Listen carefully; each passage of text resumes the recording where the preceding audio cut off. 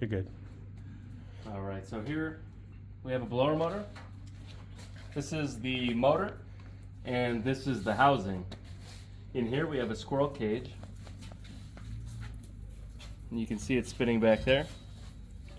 And what your technician's going to do is they're going to come in and make sure that your squirrel cage is free of debris. This motor has multiple speeds. This one appears to have 4 speeds on it.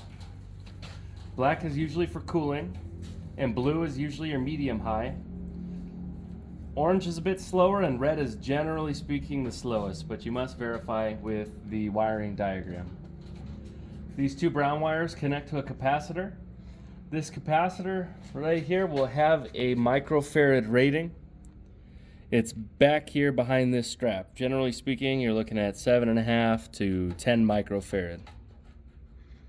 This one is 20. Your circuit board communicates with the thermostat, and it's going to send power out to the blower motor depending on what it's doing. The black wire, if it's cooling, and then generally speaking, a blue or an orange wire for heating. Heating runs at a lower speed because the slower the fan motor runs, the higher the delta T. The delta T is the difference in temperature between your supply and your return. You want a higher fan speed for cooling because cooling is going to need a certain amount of air to pass over your indoor coil, so that way it has enough. You don't want your coil freezing over, essentially.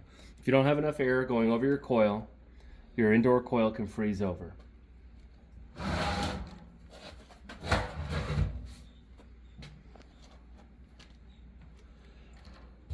Here's your transformer.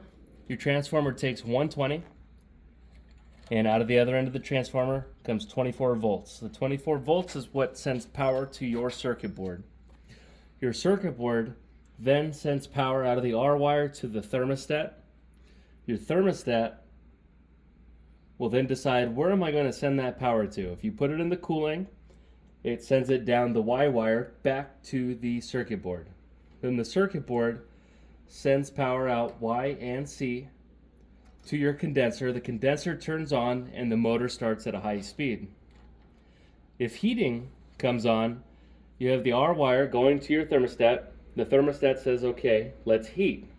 It's going to send power back down the W wire back to the circuit board, and it's going to start the furnace. There's a furnace order of operations that I'll get to in another video. When the furnace starts, it's going to spin at a lower speed, send air, after all the checks have been done through the furnace order of operations. This is essentially how your indoor unit works. If you have any questions, leave them in the comments, and thanks for watching.